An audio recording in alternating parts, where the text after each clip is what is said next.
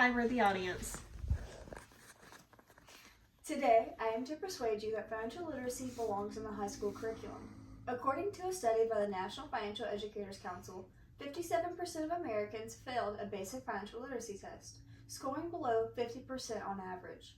That's more than half the country. That means a lot of people aren't confident in making everyday decisions like saving money, using credit, or planning for retirement.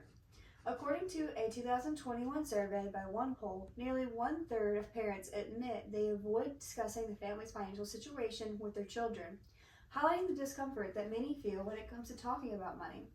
So if we're not learning financial literacy at home, and we're not learning it in school either, where are we supposed to learn it? That's why today I want to talk about something that should be a required part of every high school education: financial literacy. As someone getting ready to head out into the real world, I realized how little practical money knowledge we're taught. And after talking to some recent graduates and doing a bit of research, it seems like a lot of my peers feel the same way. That being said, I'll explain just how big the problem of financial literacy really is, especially for young adults. Then I'll explain how adding financial literacy classes in high school can make a huge difference for students, for families, and for the whole economy.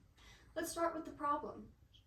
Most students finish high school knowing how to do algebra or write a research paper, but not knowing how to open a checking account or build a credit score. According to a 2022 survey by the National Financial Educators Council, the average adult loses $1,819 every year due to a lack of personal financial knowledge. That's $156 per month. With $1,875 annually, an average American can make a meaningful progress towards financial goals like saving, investing, or paying off debt, or spending it on self-improvement, their education, health, or hobbies. A lot of young adults don't understand how to manage a bank account or avoid credit card debt, and the result? Costly mistakes.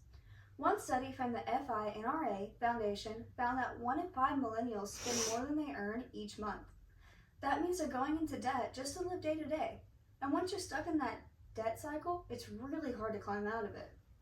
According to the Federal Reserve, as of 2024, Americans owe over $1.7 trillion in student loan debt. So if all 340 million Americans paid $5,000, we still couldn't pay off the student loan debt. Even more alarming, the average student takes about 20 years to fully repay their loans. Many students take on this debt without fully understanding interest rates, repayment terms, or whether their chosen career will realistically support their loan payments. If high school students were taught how to evaluate the return on investment of college degree, compare the financial aid options, and understand debt before signing up for thousands of dollars, they'd be more prepared to make smarter, long-term decisions. A lack of financial knowledge makes it harder to plan for the future, whether that's building an emergency fund or saving for retirement. And when people don't understand how to plan ahead, they're more likely to rely on government assistance or face long-term money stress. Clearly, this is a problem, but the good news, there's a solution, and it's pretty straightforward. Some states are already ahead of the curve. In states like Georgia and Virginia, where financial literacy is a required part of the high school curriculum, students are leaving school with real-world money skills. A study by the Brookings Institution found that these students are more likely to budget, save, and have a higher credit score after graduation. And this isn't hard to implement. Schools don't need to reinvent the wheel. Financial literacy can be added into existing classes like economics or math. And there are tons of free or low-cost teaching materials out there from groups like the NEFE and Next Gen Personal Finance. Another report by the Council for Economic Education showed that states with strong financial education requirements had students with much higher financial capability scores. That's proof that these classes really do work. And here's something else I found surprising. According to a national report card from Camping College, only 5 states currently get an A grade for personal finance. 5 out of 50 states? That's it.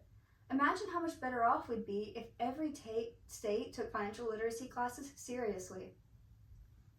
In today's world, personal financial decisions impact nearly every part of our lives, and yet, most students graduate high school without having the basic knowledge they need to make those decisions wisely. We looked at the problem of financial literacy, the consequences of neglecting financial education and the clear evidence that teaching these skills in high school can change lives. If we truly want to prepare our students for the real world, we need to start teaching them about the real world. Because in the end, it's not just about passing a test. It's about passing life's financial challenges. And right now, we're sending students into that world unprepared. Let's change that, one classroom at a time.